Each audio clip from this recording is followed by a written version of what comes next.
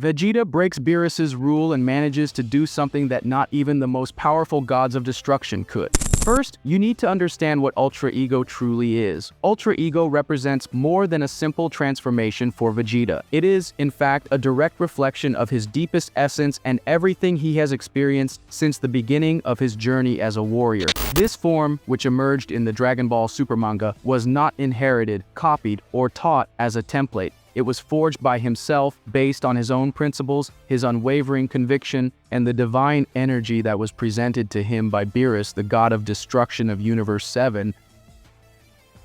Unlike Ultra Instinct, which demands calmness, neutrality, and the abandonment of ego to act without thinking, Ultra Ego goes in the opposite direction. It is a transformation fueled by pride, combat instinct, and the total acceptance of damage as fuel. The warrior who masters Ultra Ego not only tolerates pain, he desires it, embraces it. The more injured he is, the more his power grows. It is the awakening of a state where the pleasure of fighting and the chaos of destruction become driving forces. It is the total acceptance of oneself in one's rawest and most aggressive form. Vegeta did not receive this power as a gift. It was Beerus who showed him the path of destruction, revealing that God of Destruction Energy, or Destruction Energy, does not depend on purity or absolute control like Ultra Instinct. What it demands is conviction to eliminate, to destroy without hesitation, to move forward without regret. And this is something Vegeta learned not only through training, but through introspection. He understood that destruction is not necessarily evil, it is a natural force, essential for balance. And in his pride, he saw a mirror of this. Ultra Ego, therefore, is not a technique or state inherited from Beerus. It is a genuinely original creation by Vegeta, who adapted the principles of the god of destruction to his own identity. He does not try to be another Goku, nor another Beerus. He wants to surpass them by being himself. This is symbolized by the fact that his flaming purple aura and wild gaze are not reflections of an external power, but an expansion of the Saiyan Prince's own soul. That is why Vegeta always repeats, "This is my form." The functioning of Ultra Ego is as brutal as it is elegant. While Ultra Instinct avoids damage as much as possible, Ultra Ego attracts it. The more Vegeta gets hurt, the more his power grows, as if pain unleashed a new level of destructive force. This principle is risky, as it requires the user to be in constant confrontation, pushing their body to the brink of collapse. But for Vegeta, this is natural. He has always been a warrior who strengthens in the ashes of defeat, rising stronger every time he is pushed beyond his limits. The transformation also brings a crucial psychological factor. The warrior must be completely immersed in his instinct for destruction. He cannot hesitate, doubt, or suppress his will to obliterate what is before him. Therefore, it is common to see Vegeta smiling fiercely while using the form, as if he is finally being true to himself. Unlike Goku, who seeks the serenity of self-improvement, Vegeta plunges into the intensity of conflict, and that is where he finds his evolution. But it is important to understand that Ultra Ego is not just a manifestation of Vegeta's pride. It is also a form of redemption. By embracing this power, he also accepts his past mistakes, his failures as a warrior, father, and even as a person. By becoming a destroyer, he learns that he no longer needs to run from his own nature. He learns to channel destruction not as a tyrant, but as a guardian of balance, exactly as Beerus taught him. During his battle against Granola, this transformation made its full debut, and it became clear that Vegeta had reached a new level. Even wounded and almost on the verge of defeat, he continued to grow, continued to smile, and became stronger. With each blow received, his energy increased, his presence became more menacing. It was the perfect representation of a warrior who, instead of avoiding pain, transformed it into a weapon. Vegeta made it clear that he is not seeking to be better than Goku by following the same path. He seeks to surpass him by forging a completely different route. And that is the greatest merit of Ultra Ego. It symbolizes Vegeta's individuality, his refusal to follow already trodden paths, his obstinacy in blazing his own trail in the universe of the gods. Furthermore, Ultra Ego also shows that Vegeta is getting closer and closer to the level of the gods of destruction. He may not have achieved complete mastery of destruction power yet, but the mere creation of such an impactful form, aligned with the principles of the gods of destruction, already demonstrates that he is on the right track. Beerus, despite being arrogant and impatient, recognizes this potential in Vegeta and perhaps sees in him a viable successor, someone who could one day surpass even the gods themselves. There are still many possibilities to be explored. Will Vegeta learn to better control power amplification through damage? Will he be able to combine this power with other abilities such as Absolute Hakai? Or will he create new, even more destructive techniques based on this instinct? One thing is certain, as long as Vegeta continues to follow his own path, he will continue to evolve uniquely, being the most unpredictable and indomitable warrior in Universe 7. In essence, Ultra Ego is more than a transformation. It is a statement. Vegeta does not want to be a savior, nor a divine monk. He wants to be a warrior in his purest state. He wants to fight, fall, and rise, always stronger. He does not fight for justice, nor for glory. He fights because that is his nature. And now, with the power of destruction pulsating in his body, he has become something new. Not just a Saiyan warrior, but a destroyer with his own identity. Even after achieving Ultra Ego, Vegeta felt that something didn't quite fit. The power was real, the force was incomparable, the growth in battle was brutal, but there was an emptiness inside him.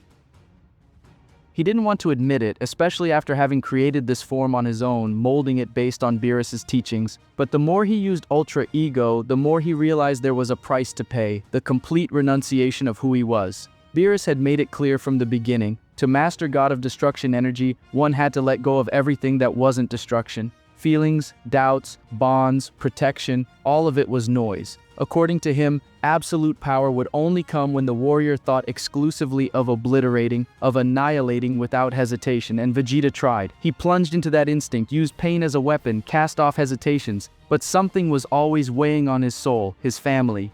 Vegeta had always been a proud and fierce warrior, but after everything he lived through, he also became a father and a husband.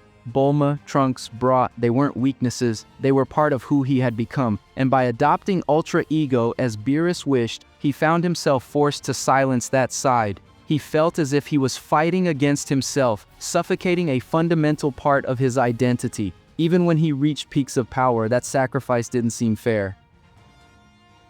It was then that something within him began to change, and this intensified when he witnessed what Goku had done with true Ultra Instinct. While everyone believed that the true form of Ultra Instinct was that serene, silver-haired one, Goku showed that the pinnacle of power is not imitating the gods, but adapting teachings to one's own style. He returned to the Ultra Instinct sign form, but now with total mastery, and most importantly, with his emotions preserved. Goku, unlike what Whis initially wanted, did not abandon his essence. He fought for his friends, laughed in the middle of battles, raged when he saw evil threatening innocence. He kept his heart pure and his own fighting style, something that led him to true Ultra Instinct, a state that was his and no one else's. Vegeta then realized that this was the missing piece in his own puzzle.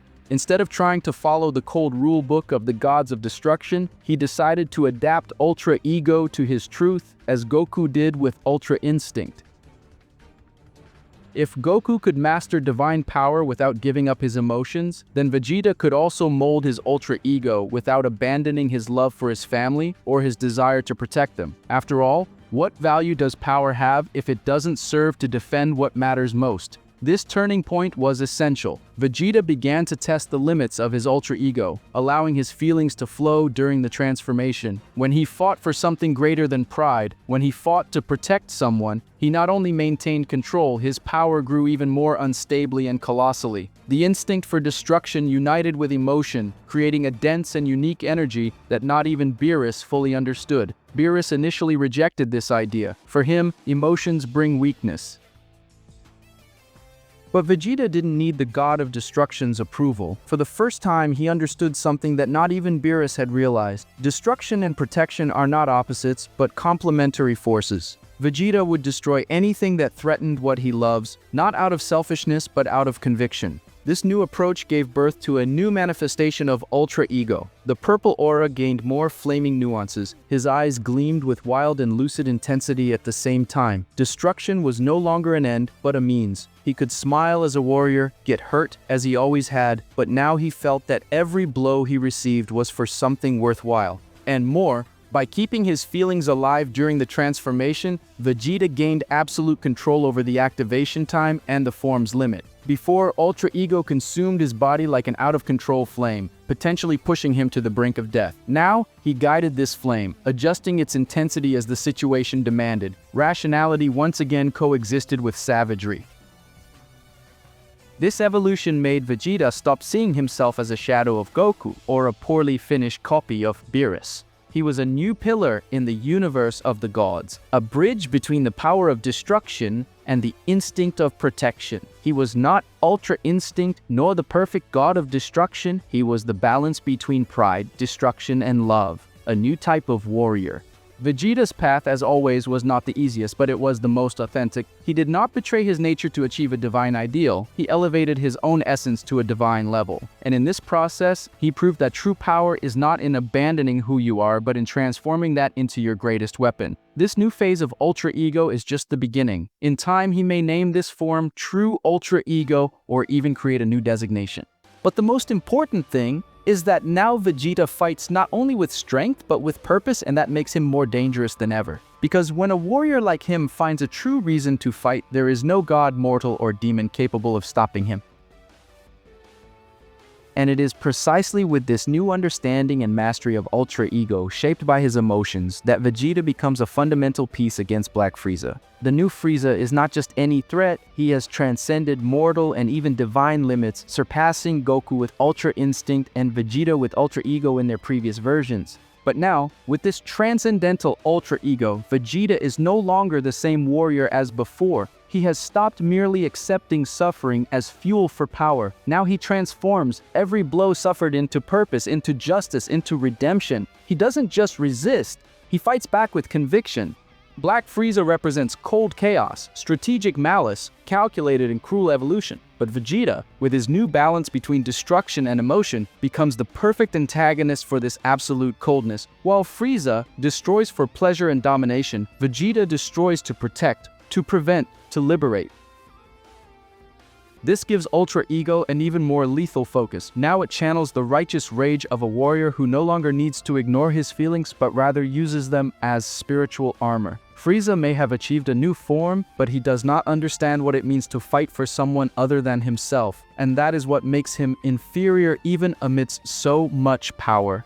When the inevitable confrontation between the two happens, it will not just be a fight of brute force, it will be a battle of ideologies. Frieza, the symbol of selfishness and empire, against Vegeta, who channeled his pride into altruistic power without losing his brutal essence. Ultra Ego, now reformulated, will be proof that destruction does not have to be empty, that fury can have direction, and that love, yes, love can manifest as the most explosive and devastating of forces. Black Frieza will not just be facing a warrior, he will be facing the reflection of everything he despised and underestimated. And when Vegeta looks Frieza in the eyes, with his flaming aura, with his feelings ablaze, with his pride finally reconciled with his heart, Frieza will understand what fear is, not the fear of death, but the fear of having ignored that a warrior does not need to erase his soul to reach the top. The top can be conquered by those who transform pain into power and love into destructive force. And when that moment arrives, it will be Vegeta who laughs last. But comment on what you thought of all this, and don't forget to like. Thank you very much for all your support, and see you next time.